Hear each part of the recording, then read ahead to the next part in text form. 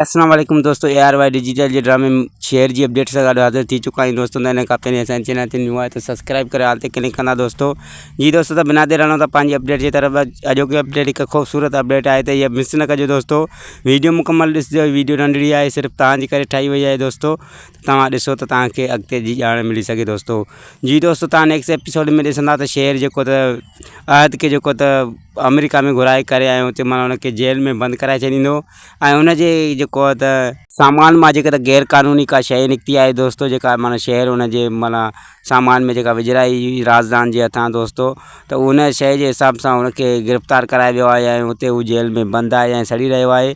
ऐं इहा ख़बर जॾहिं हुनखे पंहिंजे पीउ खे पवंदी बदर खे, ऐं हू हुन सां जॾहिं फ़ोन ते ॻाल्हाईंदो नेक्स्ट एपिसोड में, त हू जेको आहे बदर त तपी बाहि थी वेंदो ऐं सोचींदो त हीअ सॼी असांजी शेर जी कयल आहे ऐं शेर बि जेको आहे त पंहिंजे मक़सद में कामयाबु वियो आहे ऐं हुनखे सुख करे छॾियो आहे अहद खे हुते दोस्तों।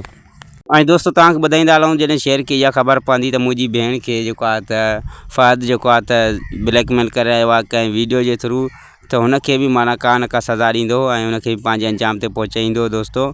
त बहितरीनु एपिसोड थियण वारो आहे, नेक्स्ट एपिसोड जेको अचण वारो आहे दोस्तों।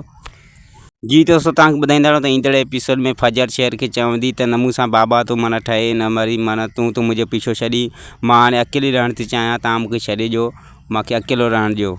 बदर ऐं हुनजे जेको ॿई माना पुट आहिनि, उन्हनि जो ज़वालु शुरू थी चुको आहे दोस्तों। हाणे शेर उन्हनि खे कॾहिं बि बख़्श कोन कंदो ऐं जेको आहे त नेक्स्ट एपिसोड में तव्हांखे इहो बि ॾिसण लाइ मिलंदो त जेको शुजात आहे ऐं जेको शेर आहे त हिक ॿिए सां आम्हूं साम्हूं थी चुका आहिनि, त उहे पाण में ठही वेंदा ऐं जेको आहे त शुजात शेर खे कॾहिं बि न मारींदो दोस्तों ऐं हू हुन सां ठा करे या कुझु बि बहरहाल माना शेर खे कुझु बि न चवंदो ऐं शेर हुनखे काफ़ी माना सम्झाईंदो दोस्तों। त वरी मिलंदासीं तव्हां सां नेक्स्ट अपडेट सां गॾु। ख़ुदा हाफ़िज़ दोस्तों।